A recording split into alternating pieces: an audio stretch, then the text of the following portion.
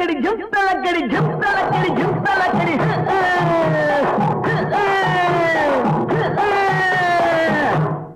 அடியே குட்டி என்ன குட்டி அடியே குட்டி என்ன குட்டி எங்கே போச்சு குண்டு கட்டி உற்றால கடிக்கும் தலக்கா உருசலம் பட்டி வயசு குட்டி ஒயிலாட்டி கண்ணை குட்டி உற்றால கடிக்கும் தலக்கா பார்த்தாலும் பார்த்திருக்கேன்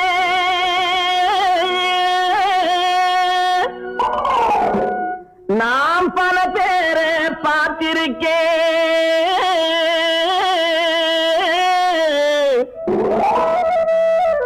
உன்னை போல நாட்டுக்கட்டே ஒருத்திய நான் கண்டதில்லை கேட்டாலும் கேட்டிருக்கேன் பல பாட்டு கேட்டிருக்கேன் உற்றாலக்கடி பாட்டு இப்படி எப்போது நான் கேட்டதில்லை எப்போது நான் கேட்டதில்லை அடியே குட்டி என்ன குட்டி அடியே குட்டி என்ன குட்டி எங்கே போட்டு துண்டு கட்டி உற்றாலக்கடி தலக்கா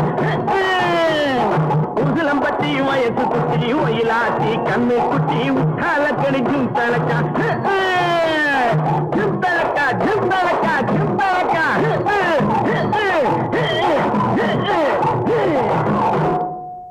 வணக்கம், நான் கோவையிலிருந்து மகாவிஷ்ணு பேசுகிறேன். இப்போ நீங்கள் பார்த்த இந்த கிளிப்பிங்ஸ், அந்த பாடல் தேர் திருவிழா என்கிற ஒரு திரைப்படம். அதில் மக்கள் திரளத்துக்காக ஐயா டிஎம்எஸ் பின்னணி பாடியது. இது ஒரு டப்பாங்குத்து பாடல். இந்த டப்பாங்குத்து பாடல்களில் எந்த அளவுக்கு தன்னுடைய வாய்ஸை அவர் மாடுலேஷன் பண்ணியிருக்காருங்கிறது நீங்கள் இந்த பாட்டை கேட்டாலே தெரியும். அப்படின்னு அந்த முக்கிறதெல்லாம் பார்த்தீங்கன்னா அவ்வளோ அருமையாக பண்ணிக்கிருப்பார். இது மட்டுமல்ல, எம்ஜிஆர் அவர்களுக்காக அவருடைய திரைப்படங்களில் பார்த்தீங்கன்னாக்க வயதான கேரக்டரு கதாநாயகியை ஏமாத்துகிற மாதிரி ஒரு சீன் எப்படி அந்த படத்தில் வந்துடும். அது 1955 வந்த குலேபகாவலியில் கூட இருக்குது. ஆமாம், வயசான கேரக்டரை போட்டுக்கிட்டு படிப்பார். பின்னணி படிக்கிறது நமது ஐயா டிஎம்எஸ். பழுத்த பழம் இனிக்கும், அதாவது வயசான அந்த கேரக்டர் படிக்கிற மாதிரி அந்த பாடல்கள் அவ்வளோ அருமையாக படிச்சிருப்பார். எம்ஜிஆருக்காக நிறைய படங்கள், படகோட்டியில் வருவார், வளையல் விற்கிறவனா, ரிக்ஷாக்காரனில் வருவார். அந்த பாடல்கள்லாம் செம்ம ஹிட்டு. அந்த பெரிய மியூசியை வச்சுக்கிட்டு அவ்வளோ பிரமாதமாக பாடியிருப்பாங்க இந்த டப்பாங்குத்து பாடல். இப்படிப்பட்ட இந்த நுணுக்கங்களை கூட, அது ரிக்ஷாக்காரனில் மட்டும் இல்லை, தேடி வந்த மாப்பிள்ளை ஏகப்பட்ட படங்கள் சொல்லலாம். வயசான கேரக்டரில் வருவார். இந்த விஷயங்கள் அனைத்தையுமே நமது சிங்கப்பூர் திராவிட செல்வன் விலாவாரியாக நமக்கு சொல்லிக் கொடுத்து வந்தது தான் இந்த பதிவு. அதே போல்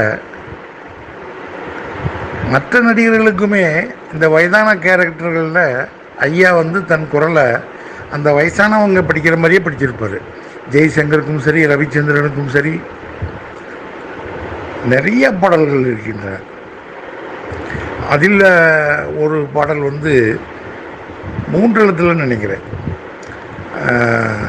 இரவில் வந்த குருவிகளை. அதான் அந்த பாடல்கள்லாம் பார்த்திங்கன்னா அவ்வளவு அற்புதமாக படிச்சிருப்பார்.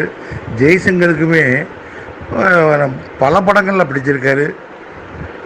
சிவாஜிக்கும் அந்த வயதான கேரக்டருக்கு ராஜபாட் ரங்கத்துறையில் கூட ஒரு பாடல், அதில் காமெடி சோகம் அனைத்தையும் பிழிந்திருப்பார். அற்புதமான ஒரு திறமை உள்ள ஐயா டிஎம்எஸ் அவர்கள் புகழ் என்றென்றும் மறையாது, மாறாது. நன்றி, வணக்கம்.